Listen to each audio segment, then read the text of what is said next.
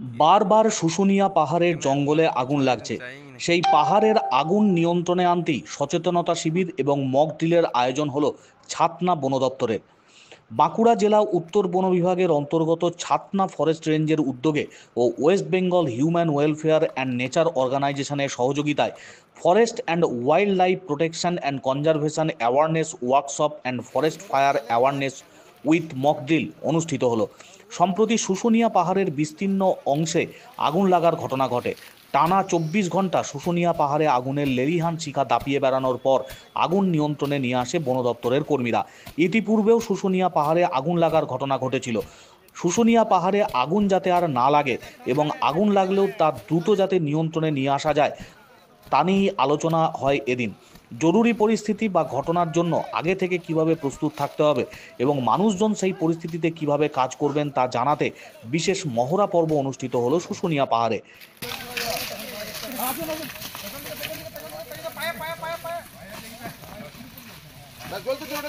Cutting করুন, ওখানে cutting করে দেন। আগুন লাগবে দিন না, ওনারা আছেন তো আগুন লাগানোর জন্যই এসেছেন, আবার নেভানোর জন্যই আসেন।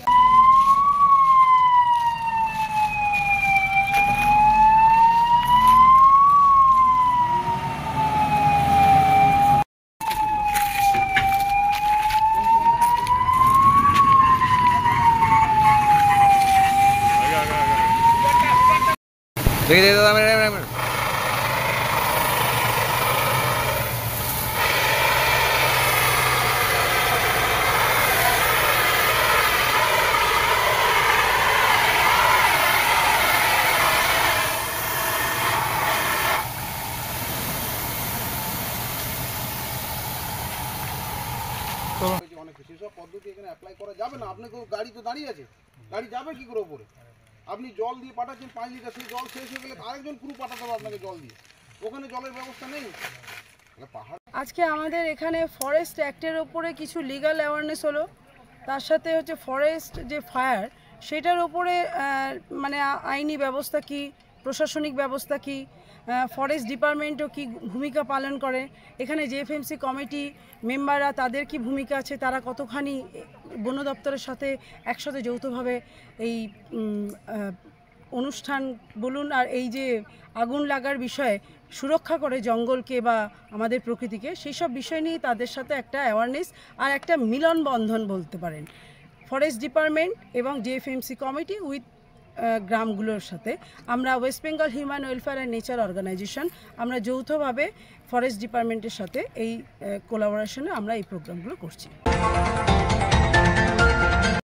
আজকের এই প্রোগ্রামটা বেসিক্যালি আমাদের যেটা অর্গানাইজ করা হয়েছে awareness generation against forest fire, আর সেকেন্ড যেটা হচ্ছে আমাদের ফায়ারকে কীভাবে মিটিগেট করতে হবে উইথ ফায়ার ফাইটিং ইকুইপমেন্টস, আর থার্ড থিংস হচ্ছে যেটা আমাদের ফরেস্ট প্রোটেকশন আছে, ওই प्रोटेक्शन मैंडेट ऊपर डिस्कशन करा जाए। यदि प्रोटेक्शन मैंडेट को क्यों वायोलेट करे, what are the provisions under legal provisions क्या है, तो उसका ऊपर एलाबोरेटली आज के डिस्कशन হবে। আমাদের সাথে প্রোগ্রামটা অর্গানাইজ করেছেন হিউম্যান ওয়েলফেয়ার নেচার অর্গানাইজেশন আছেন, বিডিওরা আছেন, অ্যাডমিনিস্ট্রেটিভ ডিপার্টমেন্ট থেকে আছেন, পুলিশ আছেন, লিগাল সেল অথরিটি থেকে অফিসার লয়ার সাহেব আসছেন, বাকি কিছু এডুকেশন ডিপার্টমেন্ট থেকে আসেন অ্যাওয়ারনেস জেনারেশন করার জন্য, অ্যান্ড আফটার অল আমাদের সাথে আমাদের জেএফএমসি মেম্বার সবাই আছে।